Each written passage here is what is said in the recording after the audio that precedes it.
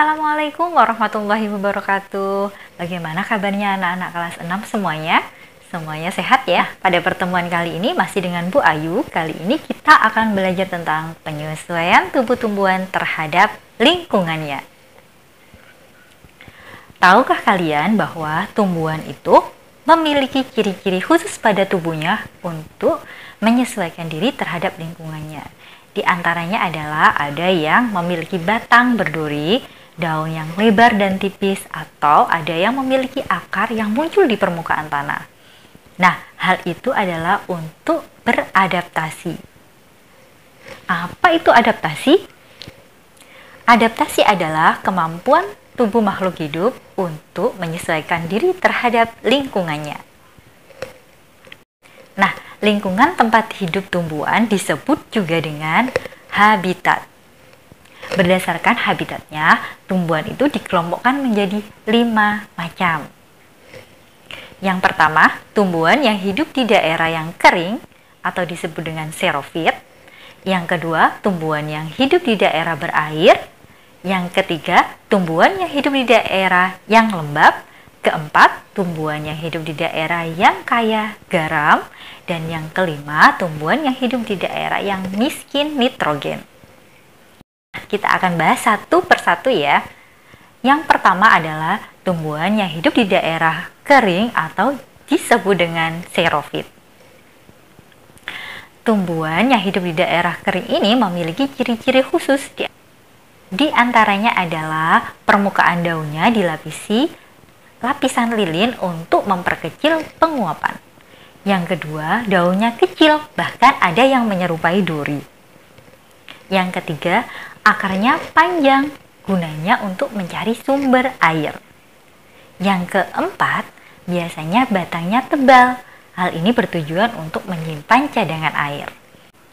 Nah, salah satu contoh tumbuhan yang hidup di daerah kering ini adalah kaktus.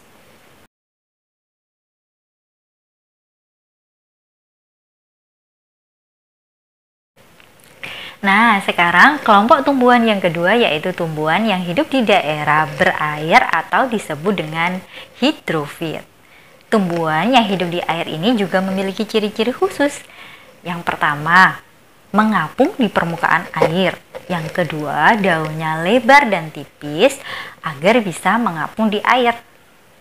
Yang ketiga, batang atau pangkal daunnya memiliki rongga udara supaya bisa mengapung di air. Nah, contoh tumbuhan yang hidup di daerah berair ini adalah teratai dan enceng gondok. Adaptasi pada teratai ini adalah yang pertama, daunnya lebar dan tipis untuk mengapung di air. Yang kedua, daunnya dilapisi oleh lapisan lilin agar mempercepat penguapan serta tidak mudah membusuk. Sedangkan pada enceng gondok, bentuk adaptasinya adalah pangkal batangnya menggembung agar bisa mengapung di air, serta memiliki akar yang lebat untuk menjaga keseimbangan di air. Ketiga yaitu tumbuhan yang hidup di daerah lembab atau disebut dengan higrofit. Ciri dari tumbuhan yang hidup di daerah lembab ini adalah daunnya lebar dan tipis, serta di permukaan daunnya biasanya memiliki banyak stomata. Contoh tumbuhan yang hidup di daerah lembab ini adalah tumbuhan paku, tumbuhan lumut, dan ada banyak lagi. Yang keempat adalah kelompok tumbuhan yang hidup di daerah yang kaya akan garam atau yang berkadar garam tinggi.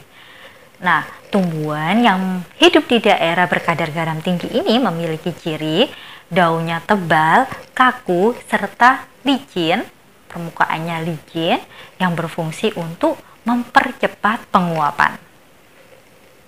Yang kedua, terdapat kelenjar di bagian bawah daunnya untuk mengeluarkan kelebihan garam.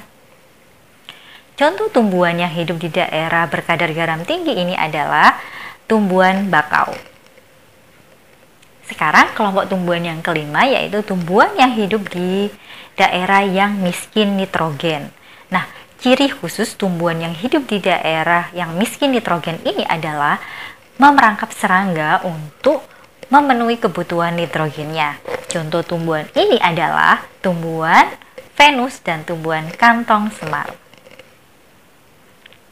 Selain tumbuhan-tumbuhan yang Bu Ayu sebutkan lagi, tentunya masih banyak ya tumbuhan yang lainnya, seperti tumbuhan jati yang menggugurkan daunnya pada musim kemarau, atau tumbuhan jagung yang menggulungkan daunnya pada musim kemarau.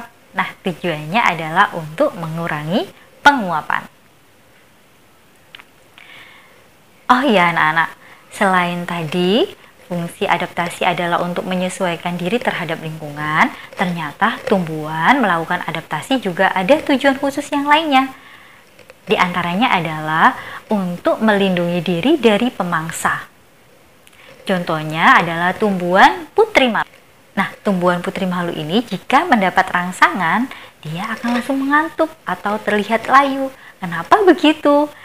Agar binatang yang ingin memangsanya, mereka tidak jadi memangsa karena melihat tumbuhan itu sudah mati. Nah, selain tadi untuk melindungi diri dari pemangsa, ternyata ada juga yang lainnya, yaitu untuk menarik serangga penyerbukan. Contohnya adalah bunga mawar. Bunga mawar memiliki mahkota yang berwarna mencolok serta memiliki wangi yang khas untuk menarik serangga sehingga bisa membantunya untuk melakukan penyerbukan. Nah, ingat-ingat ya anak-anak bahwa tujuan tumbuhan melakukan adaptasi yang pertama adalah untuk menyesuaikan diri terhadap lingkungannya. Yang kedua, untuk menghindari pemangsa. Dan yang ketiga, untuk menarik serangga penyerbukan. Nah, tugas kalian selanjutnya adalah kalian amati ya tumbuhan yang ada di sekitar kalian. Pasti tumbuhan-tumbuhan yang ada di sekitar kalian juga memiliki ciri-ciri khusus. Nah, sekian dulu yang disampaikan Bu Ayu. Semoga apa yang dijelaskan Bu Ayu tadi bisa kalian pahami ya. Jangan lupa untuk menjaga kesehatan dari rumah. Selamat belajar ya anak-anak. Bu Ayu akhiri. Assalamualaikum warahmatullahi wabarakatuh.